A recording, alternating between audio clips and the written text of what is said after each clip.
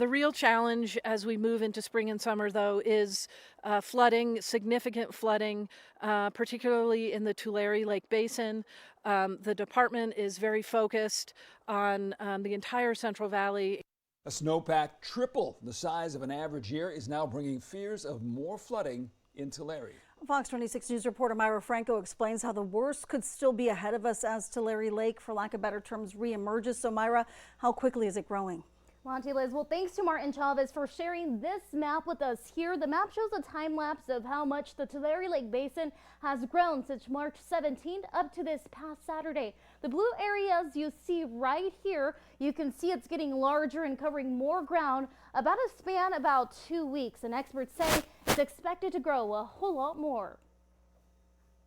Very focused on some of the challenges that communities in the Tulare Lake Basin will experience this year. The Department of Water Resources conducted its 4th snow survey of the season Monday.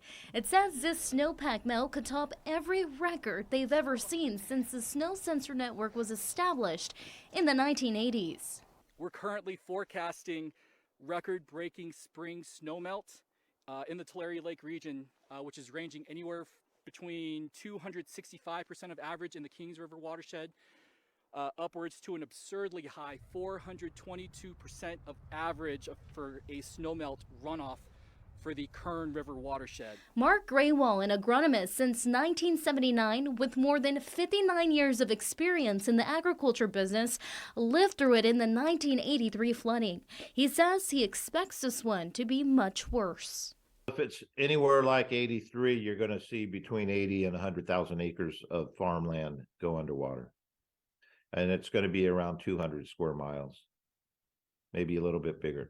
This is a time-lapse map showing how much the Tulare Lake Basin has grown since March 17th through April 1st, shared by Martin Chavez. In the lake, the problem is that since it's a low spot, that water could be there for 2 years. It's going to have a major impact, and it's going to have an impact on schools. Kids are going to have to be pulled out of school to go with their family.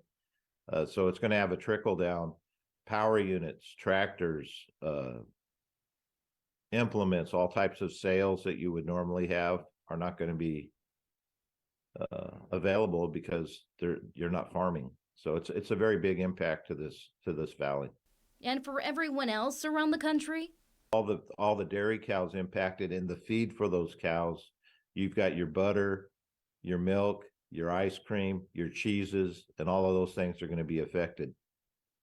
And these are big, and Tulare County alone produces over 20% of all the milk in the United States. when asked, is there anything farmers can do about it, Graywall has one answer. Improvise, you try to do what you can, and you pray. Says it will cause long-term economic problems in high-quality crops such as Pima cotton and tomatoes. He says about 90% of the Pima extra-long staples in the United States is grown in the Tulare Lake bottom, along with 15% of the nation's tomatoes. But not this year, he says. Most impacted, the dairies. Graywall says Tulare County produces over 20% of the milk consumed in the United States. Liz Monty, as we reported last Friday, multiple dairy farmers are already taking a hit, having to move their cattle, as well reporting on the losses of crops due to the flooding. And the state says the snowpack could actually be even bigger. It's still waiting for more results from survey results to come in from the National Park Service, the U.S. Forest Service, and utility companies. Wild to think that. All right, thanks so much.